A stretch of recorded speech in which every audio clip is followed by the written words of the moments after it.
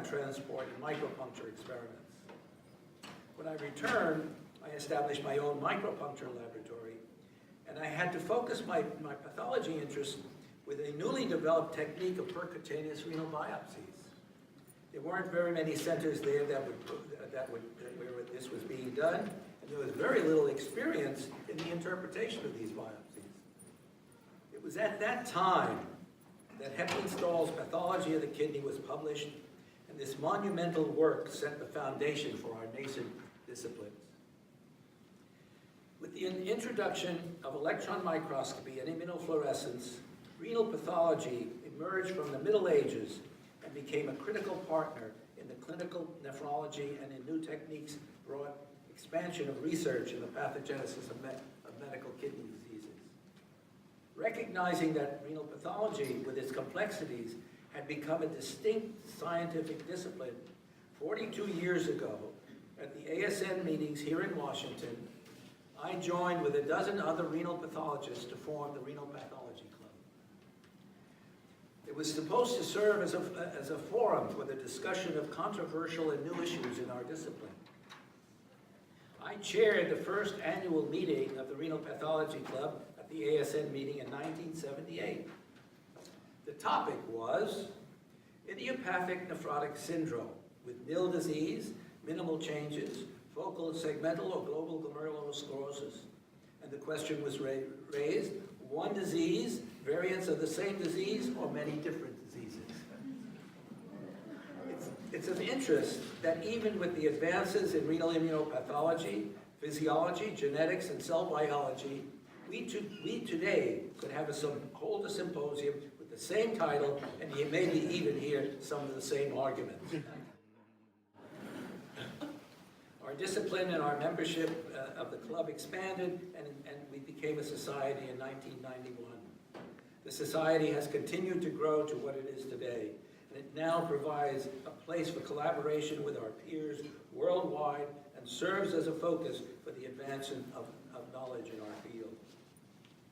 I love being a renal pathologist, and I have been privileged to be part of the modern history and growth of our discipline, both in its clinical utility and in the investigation of underlying pathogenesis of renal disease. It has given me the opportunity to contribute both as a basic scientist and as a clinical renal pathologist. When I closed my laboratory 10 years ago, I left projects undone and stopped adding new knowledge to our field. I did not, however, close my mind to science. Marcus Aurelius wrote in his Meditations that nothing has such power to broaden the mind as the ability to investigate systemically all that comes under observation in life. Plutarch had said, research is the act of going up alleys to see if they are blind. There are many alleys I had not explored, and so I continued to renal biopsies until recently. And I have observed the constant advances in diagnosis and pathogenesis. I am proud to have spent my professional life as a renal pathologist. I am thrilled and honored to receive the Robert H. Heptinstall Lifetime Achievement Award. Heppy was both a friend and an inspiration to me. He encouraged me throughout the early stages of my career, and I am indebted to him for his mentorship. I am also particularly honored by joining some of the best of our discipline who have previously received this award. None of what I have accomplished could have been achieved without the help and collaboration of more than 75 graduate students and postdoctoral fellows who joined my group, and more than 20 collaborating investigators I've had the privilege of working with over the last 60 years. I have to give special thanks to two of my current colleagues, Agnes Fogo and Gilbert Meckel, who through many discussions and arguments have prevented me from fading away like General MacArthur. Lastly, I need to acknowledge my wife of nearly 60 years and the support and encouragement that she gave me throughout my career.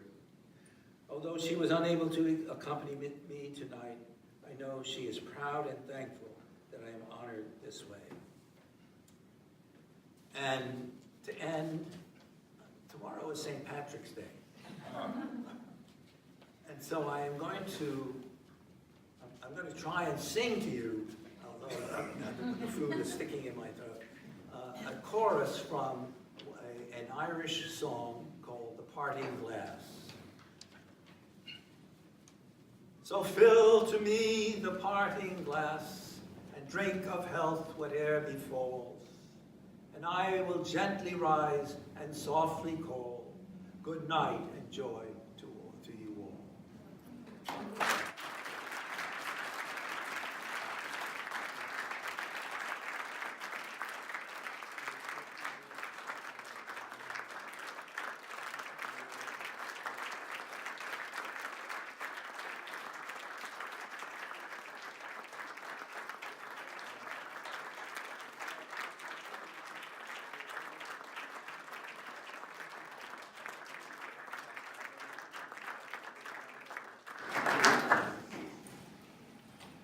So I didn't know you were Irish.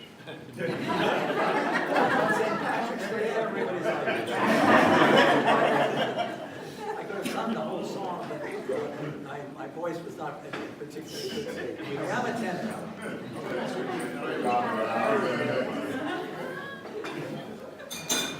So thank you all. Thank you. And it's been a pleasure to be part of your group, and our society, and of this discipline. Thank you. And